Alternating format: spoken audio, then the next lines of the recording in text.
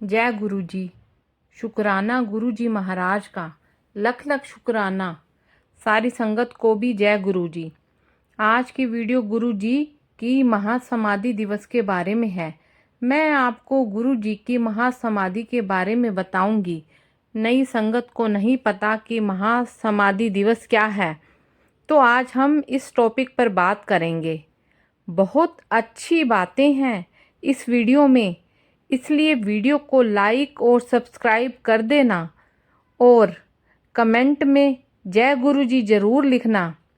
31 मई 2007 यह डेट सभी पुरानी संगत को पता है। 31 मई गुरु जी का महासमाधि दिवस है। आज हम इस टॉपिक पर बात करेंगे कि गुरु जी ने समाधि किस तरह से ली, उन्होंने चोला कैसे छोड़ा, कितना मुश्किल समय था संगत के लिए। वो समय बहुत मुश्किल समय था। इस बारे में सोचने पर भी हमारी आंखों में आंसू आ जाते हैं। अगर कोई भी इस दुनिया में इंसान के रूप में आता है तो उसे एक दिन इस शरीर को त्यागना ही पड़ता है। गुरु जी ने एक बड़ा अच्छा एग्जाम्पल दिया कि देखो मैं जा रहा हूँ इस शरीर को छोड़कर, और संगत जी हमको भी तो एक दिन जाना है। और यह सारा खेल गुरु जी का ही रचाया हुआ था। सब कुछ पहले से ही तय किया हुआ था कि कैसे जाना है। गुरु जी ने अपनी पुरानी संगत से बहुत पहले ही कहना शुरू कर दिया था कि मैं बृहस्पति दी पूर्णमासी नू चला जावांगा। सभी संगत गुरु जी की इस बात को मजाक समझती थी कि गुरु जी मजाक कर रहे होंगे, ऐसे ही कह रहे होंगे, क्योंकि गुरु जी एकदम हेल्दी थे और सब उनके दर्शन करने भी जाते थे। गुरु जी को खांसी थी। उस समय संगत उनको कहती थी कि गुरु जी डॉक्टर को दिखाओ, लेकिन गुरु जी कहते थे कि तुम्हारी डॉक्टरी फेल हो जाएगी। मैंने कहा कि मैं बृहस्पति पूर्णमासी नू चला जाऊंगा। गुरु जी ने 1-2 हफ्ते पहले ही संगत बुलानी कम कर दी थी। जैसे पहले संगत आती थी, गुरु जी ने संगत बुलाना कम कर दिया था। गुरु जी ने लास्ट संगत बुलाई थी 27 मई 2007 संडे को। 27 मई को संडे वाले दिन, इस दिन लास्ट संगत बुलाई थी गुरु जी ने। उस दिन जितनी संगत आई वो गुरु जी के दर्शन करती गई, और जैसे ही वो पहले दर्शन करती थी वो वैसे ही दर्शन करने लगी।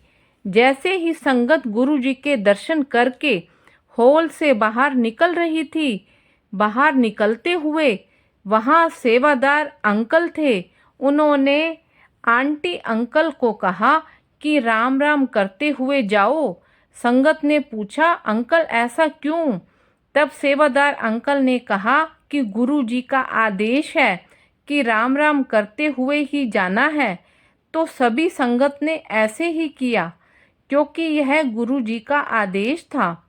सभी संगत राम राम करते हुए हॉल से बाहर निकल गई। उसके बाद मंडे, ट्यूसडे, वेडनेसडे 3 दिन दरबार नहीं लगा।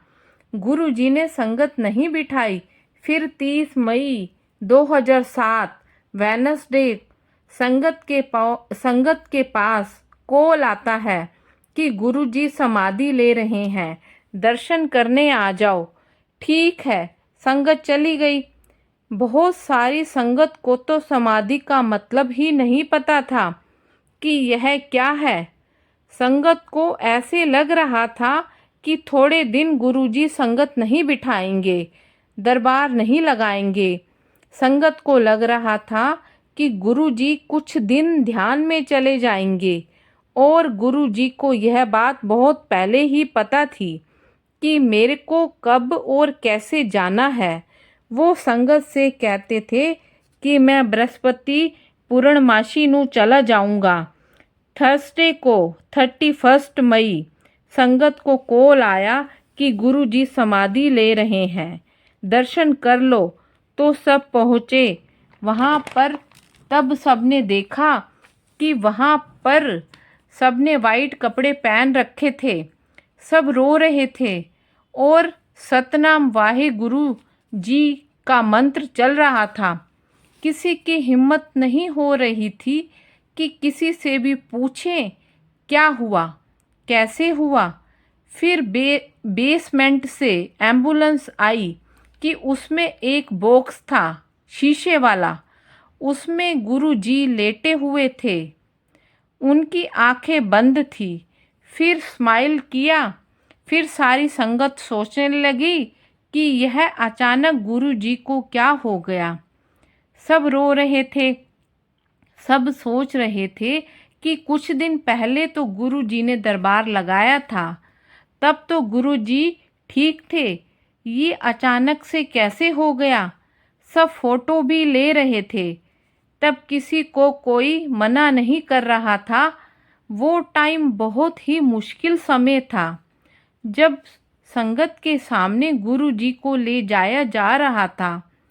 ये देखना बहुत मुश्किल होता है। सब सोच में पड़ गए कि अब गुरुजी का दरबार कैसे लगेगा, सब मैनेज कैसे होगा। गुरुजी इस संसार में आए, पता नहीं कितने लोगों को ब्लेस करके चले गए। एक दिन तक सब वहीं पर रुके रहे क्योंकि डुगरी से गुरुजी के रिलेटिव्स को आना था और गुरुजी के बापूजी भी आए थे। संगत जी, सब लोग बहुत दुखी थे। 31 मई को सारी संगत भूल नहीं सकती। गुरुजी गए हैं तभी तो सारी दुनिया में गुरुजी का नाम हुआ है। गुरुजी को मानने वाली संगत बाहर कंट्री में भी रहती है, बाहर के देशों में भी रहती है। गुरुजी के बापूजी आए, उन्होंने गुरुजी के पैर छुए। बड़े मंदिर में शिवजी के सामने जो समाधि है, वहाँ बापूजी ने गुरुजी को अग्नि दी। लेकिन उस दिन ऐसा हुआ जैसे नॉर्मल होता है, वैसे ही हुआ था। जैसे आग की लपटें तेज हुई तो बड़े मंदिर में गुरुजी की फ्रेग्रेंस ही फ्रेग्रेंस फैल गई। वो अग्नि से जो धुआं निकल रहा था, उससे पूरे बड़े मंदिर में फ्रेग्रेंस फैल गई। जहाँ जहाँ फ्रेग्रेंस गई वो जगह ब्लेस्ड हो गई। ऐसा था कि गुरुजी का शरीर आग नहीं पकड़ पा रहा था, आग से आर पार दिख रहा था गुरुजी का शरीर। और जैसे ही आग की लपटें तेज हुई तो गुरुजी का शरीर गायब हो गया, जलते हुए भी नहीं दिखा। संगत बताती है कि गुरुजी अंदर से कब गायब हो गए पता ही नहीं चला। अब जैसे बड़े मंदिर में समाधि है, पहले वैसे नहीं थी। पहले समाधि ओपन थी, इसे बाद में बनाया गया। उधर ग्लास भी बाद में ही लगवाया गया। गुरुजी के बापू ने गुरुजी के लिए जोत जलाई थी, जो आज भी जल रही है। गुरुजी खुद उस जोत में बैठे हैं। वह अखंड जोत है। गुरुजी को जब हॉस्पिटल में ले जाया गया था तो वह और जिस हॉस्पिटल में गुरुजी को ले जाया गया था वह हॉस्पिटल दिल्ली में है। गुरुजी खुशी खुशी व्हील चेयर पर बैठे थे। तब भी गुरुजी कह रहे थे कि ਤੁਹਾਡੀ डॉक्टरी फेल हो जाएगी, मैं ते बृहस्पति दी पूर्णमाशी नू चला जावांगा। गुरुजी ने सब कुछ प्लान कर रखा था।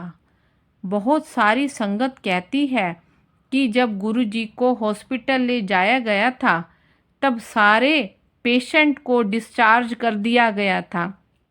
सब पेशेंट ठीक हो गए थे।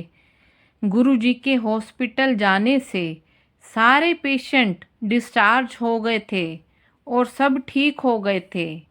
डॉक्टर ने भी चेक किया और कहा कि ऐसे कैसे हो गया। तब गुरुजी ने समाधि ले ली।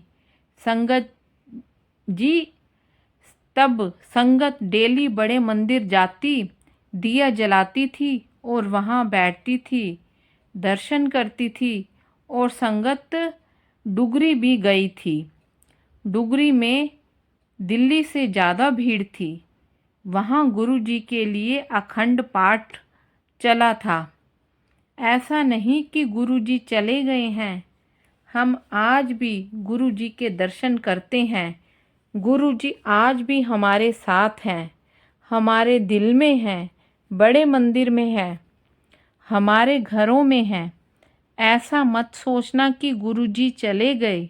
गुरु जी कहीं नहीं गए, वो हमारे अंग संग हैं। गुरु जी आज भी हमारे साथ हैं। जय गुरु जी। शुक्राना गुरु जी महाराज का। गुरु जी महाराज का लख लख शुक्राना और सारी संगत को जय गुरु जी।